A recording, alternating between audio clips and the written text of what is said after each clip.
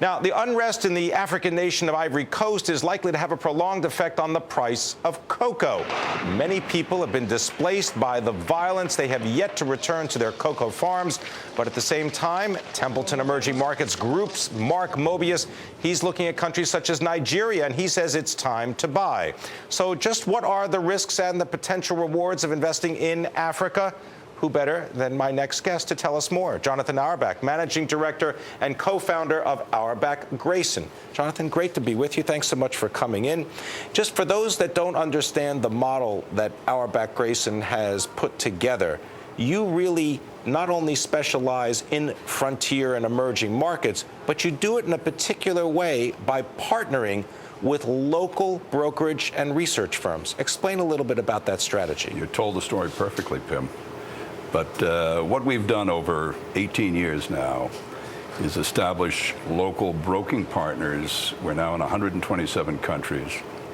And our local partners deliver research, provide execution, settlements, and we service the global institutions. And it's been a fascinating business. It's a great trip.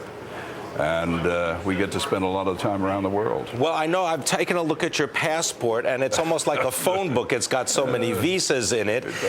Let's talk about Africa right now. Let's start with the Ivory Coast, and we know that at least right now, the former president of Ivory Coast, who contested the election results, he is now in custody, and it looks as though the country's going to be able to move forward. I think so. We've had conversations with a number of important political figures and financial figures in Cote d'Ivoire.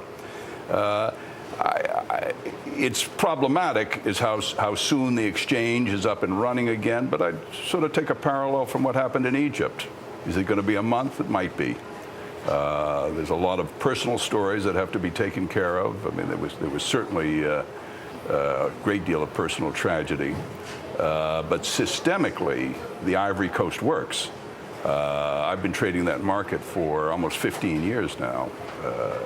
It's a book entry market. It's electronic, very efficient price transparency, and good governance.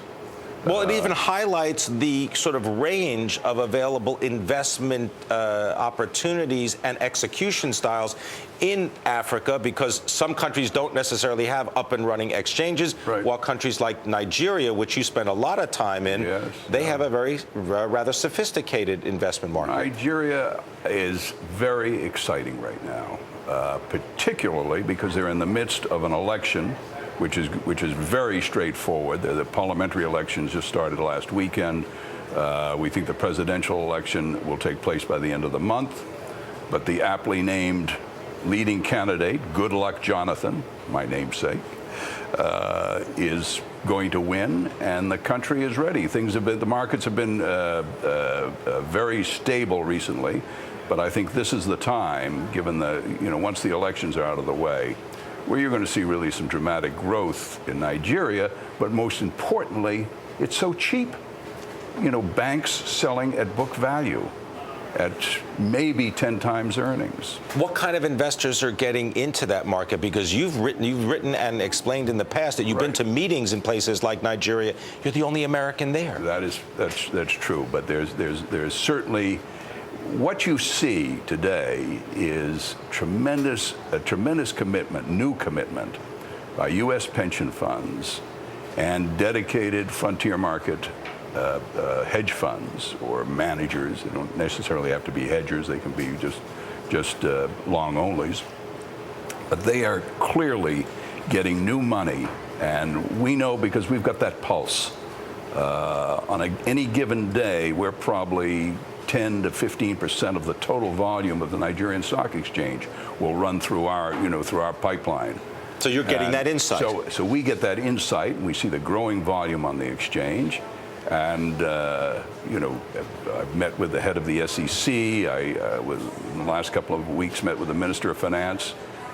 Very important events happening because the country is broadening from this, what everybody sees as an oil exporter, to now becoming an oil refiner, to consumer goods, financial capital very important financial capital for Africa. I want to give you time to explain how you keep your ear to the ground at a lot of these places. And beginning on Thursday, you're literally keeping it on the ground because you're doing a race that goes from where? New York to Paris, and it's not going across the Atlantic, I'm right? going to stop at San Francisco. You're going to stop at San Francisco. Some of them are going on to Paris. What do you call it? What kind of tour? I'm too busy. It's called the World Race, and it commemorates the famous World Race in 1904 that indeed went from New York City to Paris. Best of luck in the race. Keep us up to date. And always thank you very much, Jonathan Auerbach Grayson, giving us some insight into what's happening in Africa.